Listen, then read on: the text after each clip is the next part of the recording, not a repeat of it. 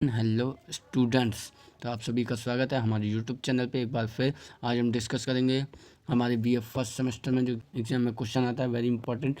चौथी शताब्दी ईसा पूर्व से छठी शताब्दी ईसा पूर्व में हुए मुख्य परिवर्तन। सेम यही है, सेकंड तरीके से आपसे ऐसे पूछेगा। तो स्टार्ट करते हैं इसका फर्स्ट ऑफ परिचय।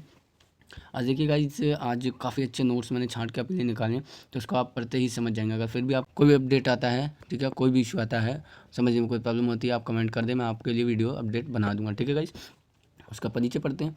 सबसे ईसा पूर्व ने छठी ईसा पूर्व से चौथी ईसा पूर्व के इतिहास के लिए महत्वपूर्ण माना जाता है। इस अवधि के दौरान बौद्ध धर्म और जैन धर्म और कई गैर अन्य धार्मिक जो भी संप्रदाय थे उनका उदय हुआ था।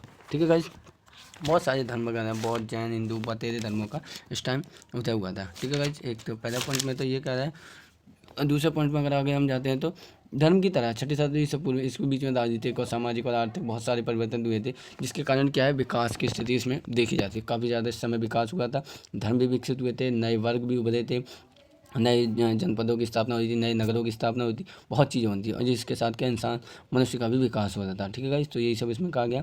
जैसे कि देखिए इसमें हिसाब से, और गंगा के आसपास जैसे नदियों के आसपास क्या है, लोग ज़्यादा निवास कर रहे थे क्योंकि वहाँ कृषि योग्य भूमि थी। ठीक है गाइस, और सिक्के युग वगैरह जो भी हैं वो सब इसी के अंदर है। सेकंड वाले बात है, तो पहले हम बोलता है फर्स्ट पॉइंट में आपको कह रहा है प्रादेशिक राज्यों का उदय हुआ था छठी शताब्दी ईसा पूर्व चौथी शताब्दी के ईसा पूर्व में। क्या हुआ, उत्तर प्रदेश और बिहार में लोहे का प्रयोग बढ़ गया था। ठीक है, सिंपली वहाँ लोहे का प्रयोग बढ़ गया, उनका इस्तेमाल करने लगे थे मनुष्य। ठीक है, खेती के लिए नए औजारों का उपयोग हो रहा था, और जिसमें क्या, जिसके कारण क्या, उपज में वृद्धि हुई थी। अब उपज में वृद्धि के होने के कारण क्या है, लोग उसी स्थान पर रहने लगे जहाँ पे जिस भूमि पे वो लोग मतलब कृषि वगैरह करते, नए औजारों का प्रयोग करते थे। ठीक है, इससे क्या है, नए नगरों की स्थापना हो गई जो प्रादेशिक राज्य के अंदर आता है।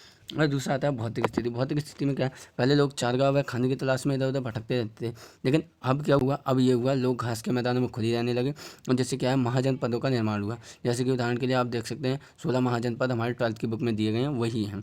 और इसका उदाहरण आप ले सकते हैं, मगध हो गए, कुरु हो गए, पंचांग हो गए, जो भी एग्जाम्पल आप लिख सकते हैं। और सिंपली उसमें जैसे ऊपर परिचय में दिया गया था, गंगा और नदियों के आसपास जो भी है, क्या ज़्यादा लोग विकसित हुए थे और वहीं पे ज़्यादा निवास किए थे, क्योंकि वहाँ पे कृषि करने के लिए भूमि अच्छी थी। ठीक है गाइस, और उसके बाद अब सेकंड पॉइंट हम स्टूडेंट्स देखते हैं, तो देखते हैं महाजनपद। अब महाजनपद का निर्माण कैसे हुआ, वो भी इसी समय हुआ था।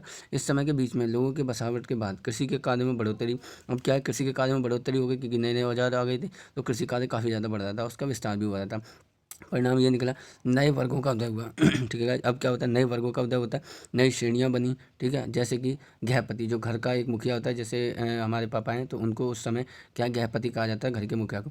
सामाजिक आर्थिक रूप में भी बदलाव हुए, जिसके कारण क्या हुआ, राजनीति में भी परिवर्तन हुए, शासक का दौर आ गया। अब क्या है, जिसके पास ज़्यादा पैसा वो शासक बन गया, सिंपल सी बात ये आ गई। और पहले क्या, पहले कबीले हुआ करते थे, और कबीले का मालिक कौन होता था, एक मुखिया होता था। लेकिन अब क्या हुआ, अब जिसके पास जो ज़्यादा पैसा है वो राजा बन गया, सिंपल। और जैसे कि अब महाजनपद के एग्जाम्पल आपको दे रखे हैं, मगध और कौशल आदि जो भी हैं वो आप इसके अंदर लिख सकते हैं। ठीक है गाइज, नेक्स्ट पॉइंट में हम बातें हैं, देखिए नगरों का उदय। नगरों का उदय कैसे होता है, दूसरी बार ऐसा हुआ था। देखिए फर्स्ट टाइम हम ऊपर देख चुके हैं, जो परिवर्तन आए थे उसमें हुआ था। और दूसरी बार क्या होता है, नगरों का उदय होता है, क्योंकि उस समय जो थे, उस समय गाँव वगैरह बसे थे। ठीक है, तो वो आ जाएगा आपके फर्स्ट पॉइंट में। और ये दूसरी बार नगरों का उदय होता है, इसे पॉइंट को नगरों के उदय में डालते हैं। ठीक है, इसमें क्या है, शहरीकरण आया था। ठीक है, नगर आया, इसमें शहरीकरण का आया, शहरीकरण का दौर आया, सामाजिक आर्थिक जीवन में फिर से परिवर्तन हुआ। लेकिन अब जो कार्य निकले ना, वो कृषि से अलग हो गए निकले। ठीक है, जैसे कि शहर जो थे ना, वो क्या करते थे, शहरों में शहर केंद्र थे, किसका केंद्र थे, जो गाँवों में प्रशासनिक और आर्थिक और धार्मिक जो भी सेवा जो देते थे ना, वो शहर के लोग गाँव के लोगों को देते थे। लेकिन गाँव के लोगों की जो भी प्रोडक्ट वगैरह होते थे ना, उसका उपभोग भी वही लोग करते थे, कौन, गाँव के लोग करते थे। तो ये पॉइंट इसमें आ जाएगा। और उसके बाद क्या है, इसके अंदर क्या है, फिर बाद में वर्गों को भी बांट दिया गया। ठीक है, वर्गों को कैसे बांट दिया गया, जैसे कि पुरोहित, क्षत्रिय, व्यापारी अधिक ताकतवर हो गए, और आम आदमी की अपेक्षा ये लोग क्या है, ज़्यादा पावरफुल हो गए। और पुरोहितों ने श्रेणियाँ बना दी, 4 ब्राह्मण, क्षत्रिय, वैश्य, शूद्र। तो ये इसमें ही हुआ। अगला पॉइंट देखते हैं, तो उसमें पाते हैं बदलता सामाजिक आर्थिक जीवन। बदलता सामाजिक आर्थिक जीवन कैसे है, अब नए वर्ग यानी कि ब्राह्मण, योद्धा और क्षत्रिय वर्ग जो है तो सामने आए थे।